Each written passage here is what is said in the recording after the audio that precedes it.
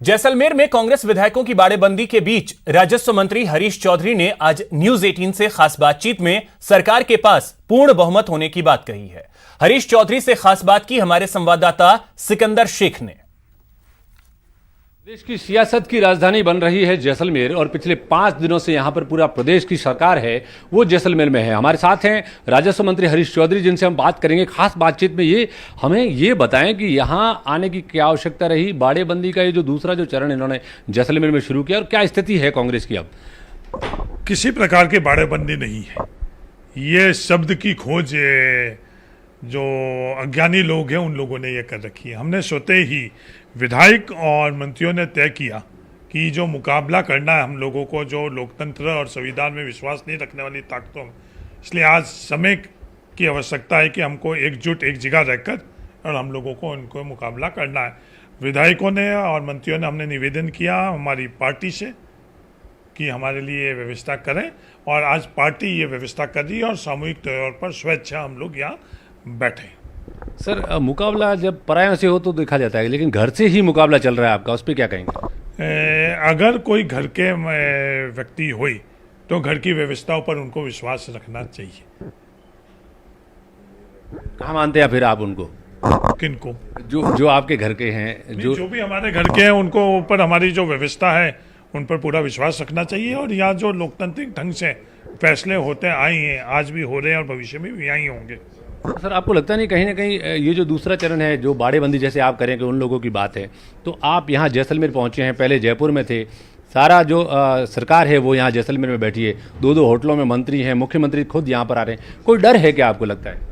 जब मैं आपसे संवाद कर रहा हूँ, आज इस वक्त राजस्थान के मुख्यमंत्री अशोक गहलोत जी जयपुर में बैठकर अपना कार्य कर रहे हैं, रघु मीणा जी वहाँ कार्य कर रहे हैं, प्रताप सिंह जी खाचेरेवास वहाँ कार्य कर रहे हैं, प्रसादी लाल जी मीणा वहाँ कार्य कर रहे हैं। तो ये सारे शब्द का ज्ञान कहाँ से आया ये मुझे नहीं पता। तो सर, कहाँ आवश्यकता पड़ी फिर आपको जैसलमेर आने की? ये तो हम लोगों ने आपस के अंदर तय किया है, विधायकों ने तय किया है कि हमको एक जगह एक स्थान पर रहकर ही हम लोगों को उनका मुकाबला करना पड़ेगा। तो जैसलमेर का चुनाव क्यों किया गया? जैसलमेर का क्यों? इससे पवित्र और जगह कहाँ मिलेगी जब हम लोकतंत्र और संविधान को बचाने के लिए आएंगे। जैसलमेर का इतिहास उठाकर देखो। अपने सहयोगी सिकंदर शेख, न्यूज 18 जैसलमेर।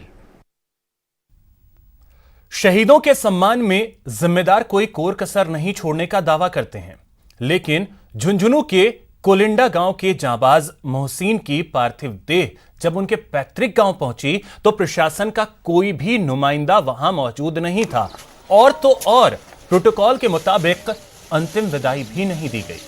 जिला प्रशासन की ओर से शहीद को पुष्प चक्र भी नहीं चढ़ाया गया, जिसके चलते परिजनों के साथ इलाके के लोगों में गहरी नाराजगी है। आपको बता दें कि मोहसिन कश्मीर के नौशेरा में दुश्मनों को मुंहतोड़ जवाब देते हुए शहीद हुए।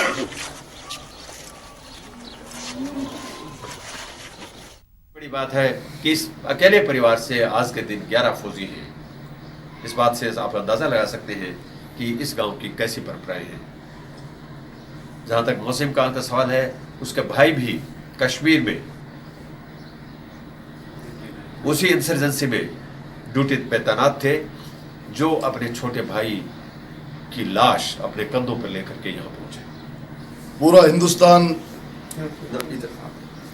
बलिदान का दिन बकरीद मना रहा था, वो भी शहादत का दिन है मना रहा था।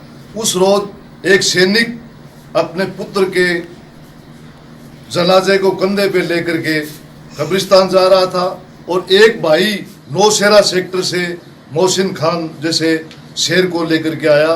लेकिन अफसोस इस बात का कि राजस्थान की सरकार और झुंझुनू जिले का प्रशासन, कोई भी व्यक्ति वहां पर मौजूद नहीं था। मेरे परिवार से आज के दिन भी 11 फौजी हमने देश सेवा के लिए दे रखे हैं।